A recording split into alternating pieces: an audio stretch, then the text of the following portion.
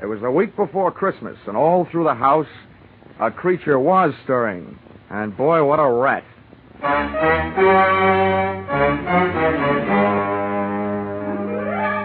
This is another in the adventures of America's fabulous freelance insurance investigator, Johnny Dollar, starring Charles Russell. At Insurance Investigation, Johnny Dollar is only an expert. At making out his expense account, he's an absolute genius.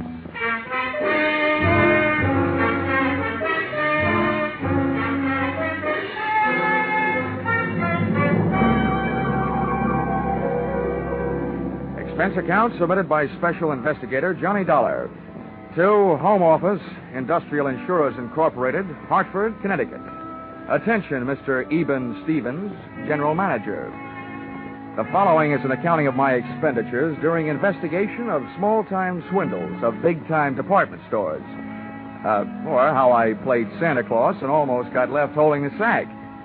Or going for a sleigh ride without benefit of snow can be tough sledding. Expense account, item 1. $1. Tip to messenger who delivered this assignment writing by hand to my apartment. Thanks, Mr. Dollar. You have never been known as a fast man with a buck, Mr. Stevens, and I must say your note to me also marked you in my mind as an economist with words. Dear Dollar, our client, the Association of Department Stores of Greater Manhattan, has requested help on the following problem. A young man has been making the rounds of New York department stores during the current Christmas rush. Using his equipment and official-looking sales book, he goes to a business department, makes a quick sale on some large item, writes it up in his furious sales book, takes the customer's cash, and disappears. Enclosed find varying descriptions as furnished by victims to date, and check for your usual retainer fee. Please put a stop to this nefarious practice at once. Signed, Eben Stevens, General Manager. Expense account, item 2. $6.21. Train fare, Hartford to New York. Next morning at 7:03 on the Banker's Special. A train very cleverly named that because 75% of its load is made up of bankers. I sat among them in a parlor car, watching them limbering up for the day's chores, slowly shaking their heads from side to side and softly whispering, "No." We arrived at Grand Central at 9:20. The bankers got off and headed for their granite vaults. I got off and headed to face my stone wall. Expense account, item 3. 4 bits, cab fare to offices of the Association of Department Stores of Greater Manhattan. There, things got brighter right away. Her name was Judy Whitehall. Boy, how she'd been missed by the scouts for the Copacabana, I'll never know. I have been assigned to help you all I can, Mr. Dollar. What would you like to know first? Your home phone number. Oh, well, maybe we better wait until later for that. How many stores are there in your association, Miss Whitehall? We have 120 member stores, Mr. Dollar. Great. You know, in one department store, I'm the kind of a guy that can't find the glove department. And now I've got 120 stores in which to find someone I don't even know. Well, we do have the man's description. Yeah, as a matter of fact, we have a lot of descriptions, all slightly different. And the regular store detectives are all on the lookout. It's like looking for a noodle in a spaghetti stack. And all the sales personnel have been warned. It's beautiful. What's beautiful? Your face. Well, really, Mr. Dollar. After all. Oh, yeah. Oh, yes, I know. Business. Well, before I start, maybe you'd better give me a letter of identification. If I spend all day moseying around department stores without buying anything, I can stand a good chance of getting picked up as a shoplifter. Right away. Follow me. All right. Oh, just a minute. Hello, this is Miss Whitehall. Oh, yes, Mr. Sandler. Oh, my, that's terrible. My goodness, that's awful. Good gracious, that's worse.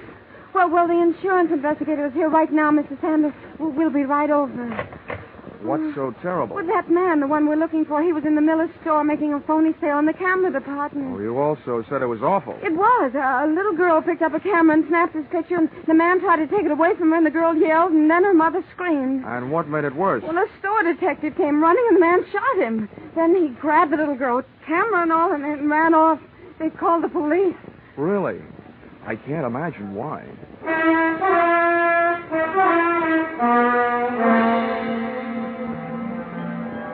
The mob scene in the Miller store would have made the Notre Dame backfield holler uncle. Christmas neckties were selling like hotcakes. Only compared to most of the ties, a hotcake would look better on you. The camera department was on the mezzanine, and the store manager, Mr. Santa, was on a rampage. Why doesn't somebody do something? Why can't they find him? I've got men posted on every door. He's in this store somewhere, and... Oh, Miss Whitehall, it's about time. Who's this? Oh, this is Mr. Dollar, Mr. Sandler, from the insurance company. Well, I tell you what you can do, Dollar. I've already got 20 policemen running all over the store. It's absolutely ridiculous, preposterous, and fantastic. That's what it is. Also amazing. Now, tell me, Mr. Sandler, about that little girl who picked up the camera and snapped the culprit's picture. Did they find her yet? They certainly did, in the rug department. She'd been shoved in the middle of a pile of 9 by 12 Orientals on sale at $123.50. She was scared, but not hurt. Now, the girl was found without the camera, I suppose. Naturally, but the camera wouldn't do us any good. After all, I'm sure the camera didn't have any film in it. They never do when on display. Well, how about the store detective, the one who got shot? In the hospital, Miss Hall. They'll call me here as soon as they find out how badly he's been hurt. Well, look, getting back to that kid, was she able to give you a good description of the guy who grabbed her? She hasn't stopped crying long enough. Well, how about her mother? Neither is she. Well, where are they now? They're in my office. That's why I'm staying right here. Where is your office? On the 8th floor, right next to the credit office. Well, this may be the first time I ever got past the credit office. Come on, Judy.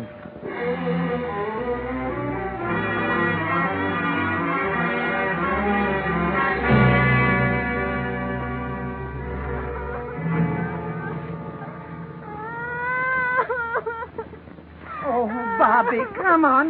Blow your nose. There. Now, be a brave little girl. I don't want it. He hit me. He tried to kill me. Oh. He took away my camera. Let me have another try, Mrs. Jenkins. All right, Mr. Dollar, if you think it'll do any good. All right. Oh, come on now, Bobby. All you have to do is tell us what that bad man looked like. We'll get him, and then we'll fix him.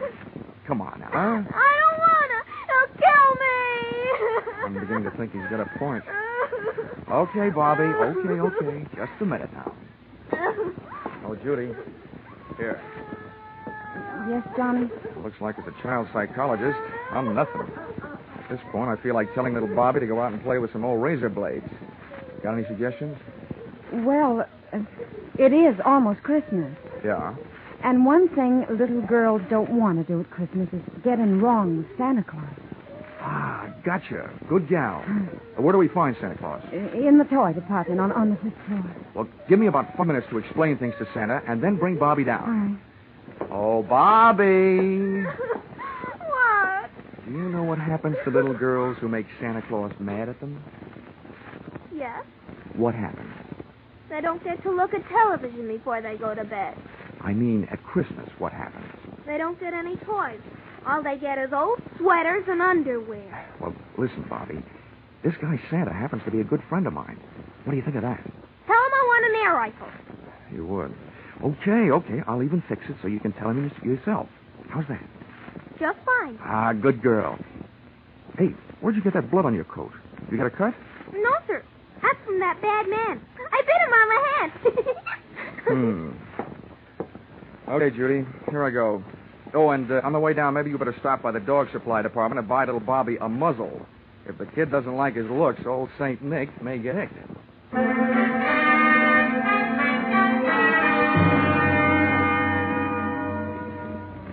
Department stores should have some kind of a congressional medal for salespeople who work in the toy department just before Christmas. I took the elevator down to 5, and when that door slid open... It was like stepping into Dante's Inferno, junior grade. First, I got on a house phone and called Sandler, who was still in the camera department. He had word from the hospital. The store detective had died without regaining consciousness. I was no longer trying to catch a cheap swindler. I was now out to swap blood with a dirty murderer. A line of fidgety kids led me to Santa Claus, sitting benignly on his throne. I had a short talk with him, and a short wait for Judy and little Bobby.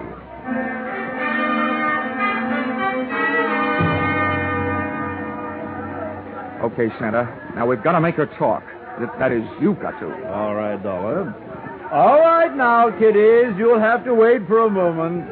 We have a special little visitor coming to see me. Hello, Johnny. All set? Yeah, all set. Okay, Bobby, my girl. Now, just let me give you a hoist up into Santa's lap. He wants to ask you a few questions. I want an air rifle. Now, you be a good little girl and answer all Santa's nice questions, and you'll get it. But I'm where I'd like to give it to you. Up you go. Yes. Well, there we are, honey. Now, tell me, what do you want for Christmas? I want an air rifle. Well, we'll see what we can do about that. Tell me, have you been a good little girl? Yes, sir. Well, first we'll just have to look up your name in my little black book and make sure. Pretty good. All but one little thing. What'd I do? I didn't do nothing. Well, that's just it. You see, Bobby, I have a note here that today some people asked you what a certain man looked like, and you wouldn't tell them. Is that right? I'm afraid. I don't want to tell. They can't make me. Well, Bobby, maybe you and I had better talk this over. If you won't do something for us, now, how do you expect to do that?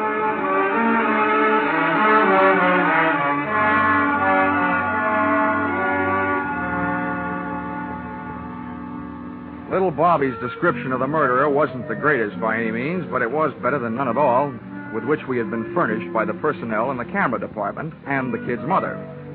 We took the girl to the advertising department, where an artist made a sketch.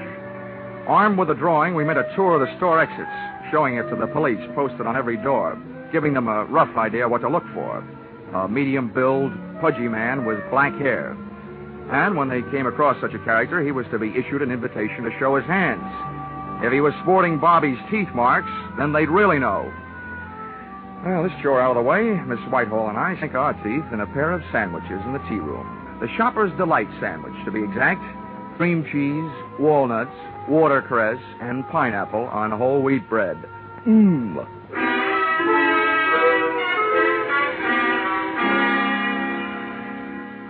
We found the store manager, Sandler, back in his office. He, too, was eating, but he was on a diet of straight fingernails. Oh, terrible, terrible, terrible. That's what it is. Now, don't worry, Mr. Sandler. He'll be caught. As a swindler, he might have gone on for years. But as a murderer, it won't be long, believe me. Oh, what to do? Well, I've got several ideas. And the first is to get out of your office and start at the top of the store and work my way down. They're already doing that, and not a sign of him. Well, I once found a mouse in a hayloft, so be not discouraged. And a pretty little mouse she was. Oh, dear. Oh, please, try to relax, Mr. Sandler. Everybody's doing their best. Yes, I'm sure they are. It's just that I... Oh. Hello? Yes, it's Mr. Sandler. Oh, no. Where? How long has he been there?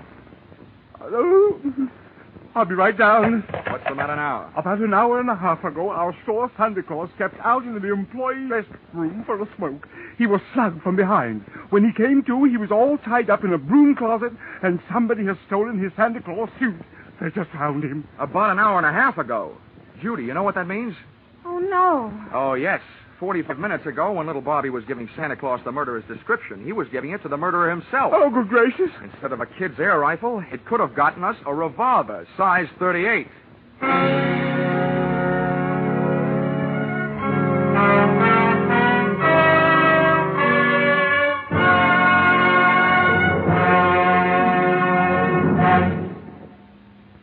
In just a moment, we will return to the second act of Johnny Dollar. But first, CBS is going to bring you one of the biggest presents you ever received from show business tomorrow afternoon, Christmas Day. For a full hour on the entire CBS network, you're going to get all the comedy, all the laughs, and one of the greatest Broadway and Hollywood hits of recent years, The Man Who Came to Dinner. And the man who came will be played by none other than Jack Benny, plus Charles Boyer, Gene Kelly, Dorothy McGuire, Gregory Peck, and Rosalind Russell, plus Henry Fonda and John Garfield as narrators. You'll hear them all on CBS's special holiday hour tomorrow afternoon. Jack Benny, playing the man who came to dinner and breaking a leg, had to stay on and on and on. Now with our star, Charles Russell, we return to the second act of yours truly, Johnny Dollar.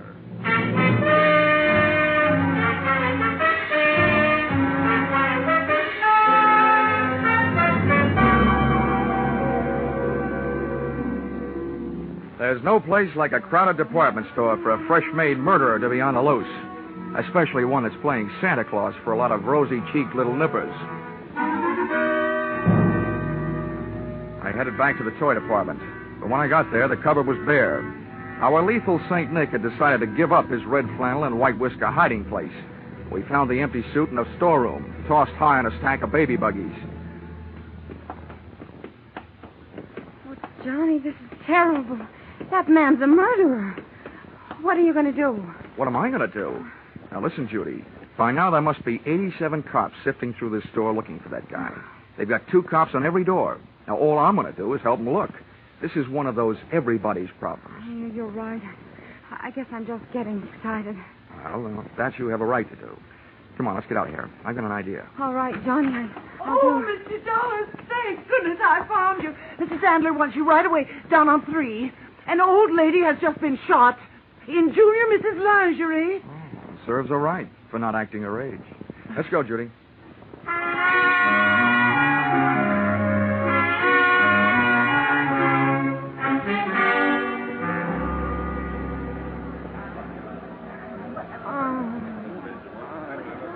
Right over here, Dollar. All right. Let him through, please. Let him through. Lady, please stand back now. Well, Dollar, Yeah? congratulations. Before, this store was only going to sue that company of yours for $1 million. Considering what this shooting will do to our reputation, I'm going to make that $5 million. Mr. Sandler, keep your powder dry. First of all, it's not my company. And second, you can't sue them for something they didn't do. And third, you'd better get this poor old gal to a hospital. How badly is she hurt? And how did it happen? The doctor's on his way, and we've sent for an ambulance. This woman was lost out on the back stairway looking for the ladies' room. That maniac saw her coming toward him and ran down the stairs, firing over his shoulder. The bullet just seemed to have grazed her left side. Pretty lucky. Where are the police? They're searching all over the store. Dollar, what are we going to do? This is terrible for business. Well, I suspect that any minute now, the cops will be telling you to do something that's going to be even worse for business. Close the store. Well, but close the store? Why, we're staying open late tonight. It's the last-minute rush. I'm just telling you what I think. I think the cops will double the lookouts on all the doors and make you close the store. Then they can go to work. We lose thousands of dollars. They can't make me close the store. If you stay open, you might lose a few more customers. The hard way. Where's that doctor? He'll be here any minute. Oh, Mr. Sandler. Well, yes, what is it? Well, they called up from the sporting goods in the basement. That man has been down there and held them up. And he took 4 guns and 6 boxes of ammunition. 6 boxes of... Oh, my... Oh, what's this going to do to our store? If you're not careful, it's going to turn your store into the world's largest shooting gallery with live targets. You know what I suggest, Mr. Sandler? What? What? Tell me what? Don't wait for the police to tell you. Close the store.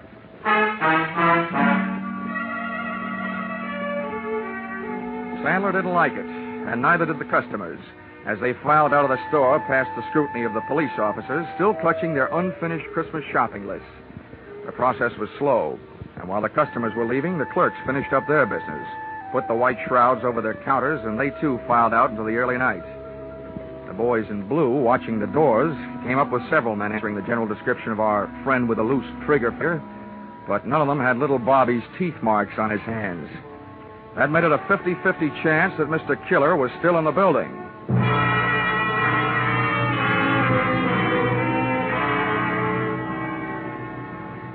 There's nothing more eerie than a department store after closing. And its white sheets, the whole joint seemed to be playing ghost. I sent Judy over to a steakhouse, Pietre's on 3rd Avenue, told her to wait. Then I had Sandler get me a gun from the sporting goods department.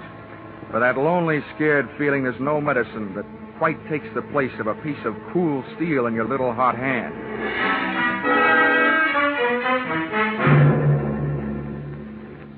The sergeant, in charge of the police detail, posted men outside all exits. The rest he took up to the roof with him. They were going to run the whole store with their burly blue sieve, floor by floor, counter by counter, inch by inch. Sandler stayed with me down the first floor. Just for fun, I thought I would start working my way up.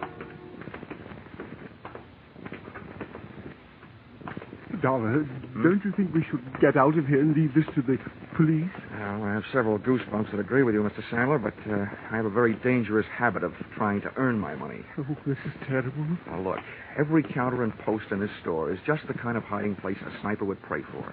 I get paid for this kind of work. You don't. Now, why don't you go out for a nice, safe walk? It's my duty to stay here. I'm sticking with you. Okay. But remember, two of us gave him twice as much to shoot at. No, you did. I had to go and open my big mouth. Get down.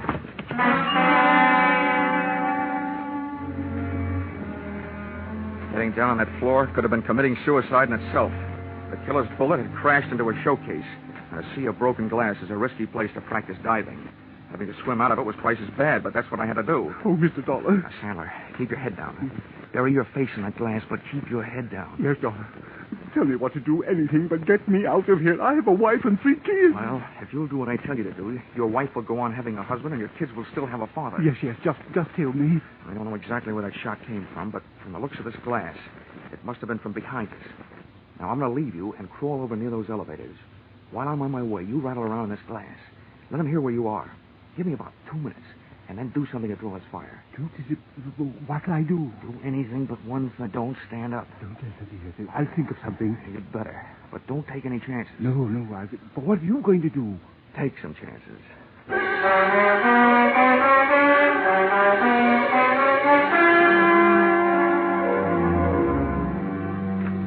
Once I was on my way, Sandler went to work with a vengeance.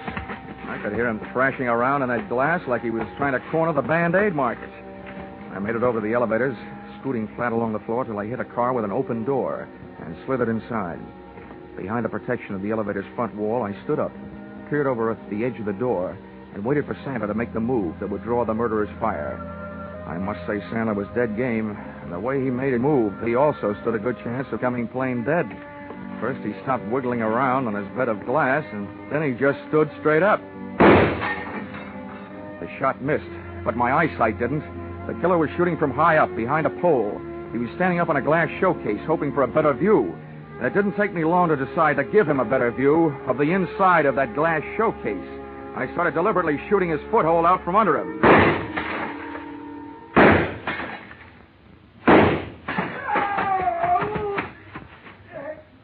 He was bleeding beautifully when I started to run, straight for the back of the store, firing as he ran. As one last souvenir, he threw his empty gun over his shoulder at me. People who live in glass houses shouldn't throw guns. I decided to join the track team and went on the chase. Back out of the main floor, through the employees' entrance, out to the dimly lit shipping department, and its loading dock filled with packages ready for shipment. I could hear him moving around among them. Okay, get your hands up and come out. I'm giving you a chance, but it's not going to last long. Get moving. I don't need your chance. I've got something better. Okay, so you want to play. I think I'll give you a couple of Yuletide presents early, and I'm sure nobody will mind if I open your head before Christmas.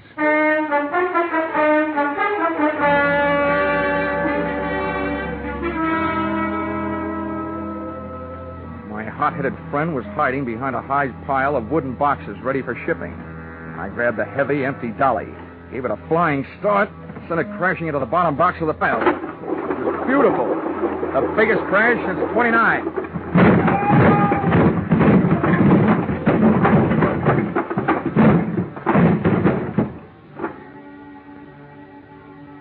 It was a tough fight, but, Mom, I don't think I won. At best, it was a draw.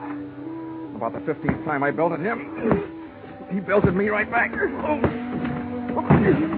Then he got his hands on a hammer, laid it across the side of my head. I got the hammer, did the same for him, and made a hole in one. He fell squarely into a man-sized packing case lying at the foot of the packing bench. I was getting weak, dizzy. I had to hold him. One thing to do. Top a case lying right there. All ready. Nails part way in. Put it on right over him. Nail it on. Good, tight. Good, tight. Good, tight. Everything is turning black.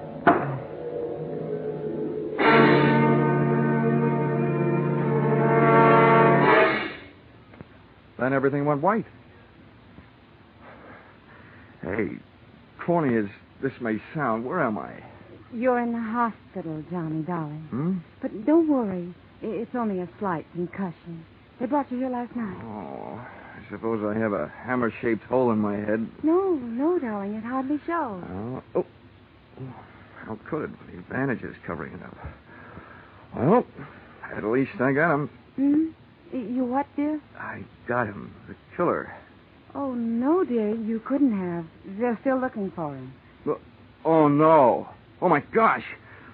What time is it? 11 in the morning. I gotta get out of here. Why? Johnny, please. Johnny, you're not supposed to get out. Oh, nurse!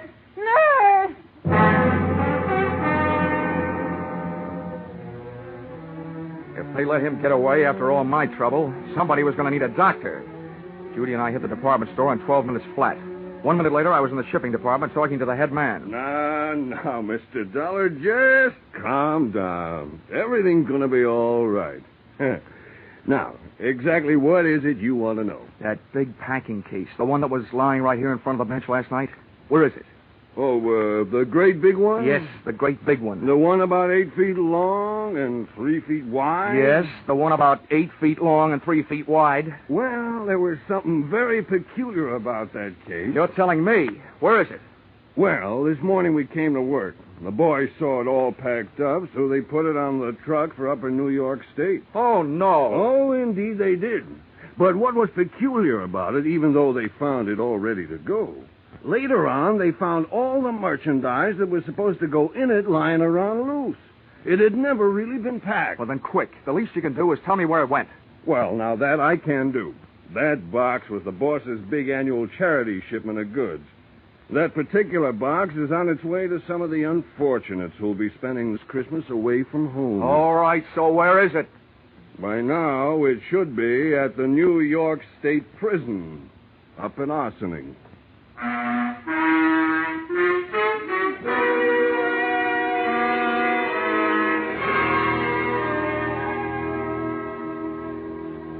Expense account, item 5, $12.80.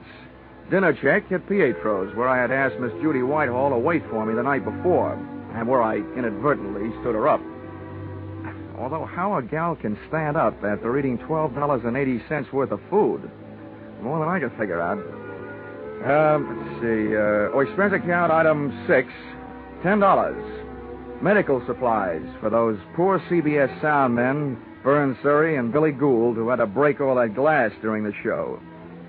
Expense account total, $511.50. You may think this amount is a little high, but isn't everybody at this time of the year? Signed, yours, truly, Johnny Dollar.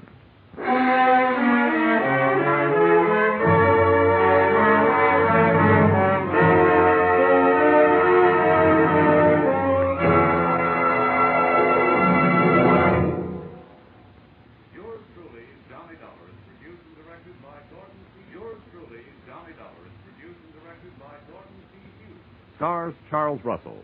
Script by Paul Dudley and Gil Dowd. Featured in the cast were Jay Novello, Georgia Ellis, Marlene Ames, Parley Bear, Paul Duboff, and Connie Crowder. The special music is written and conducted by Leith Stevens.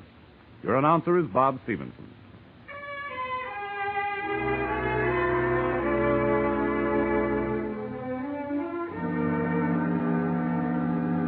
Be sure to be with us at the same time next week when another unusual expense account is handed in by Yours truly, Johnny Dollar.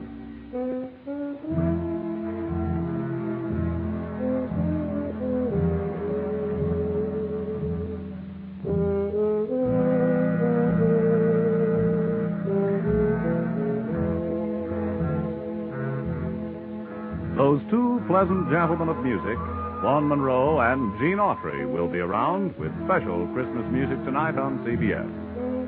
On his caravan, Vaughn will feature a medley of Christmas carols. And you'll hear the maestro and his band featuring Vaughn's new song success, The Jolly Old Man in the Bright Red Suit. Gene Autry will bring you Christmas music and the Christmas Eve story, Western Style. Be sure to hear these two Saturday night CBS stars, Vaughn Monroe and Gene Autry, on most of these same CBS stations. Now stay tuned for Vaughn Monroe's Caravan, which follows on most of the same stations. This is CBS, where yours truly, Johnny Dollar, meets adventure every Saturday night. The Columbia Broadcasting System.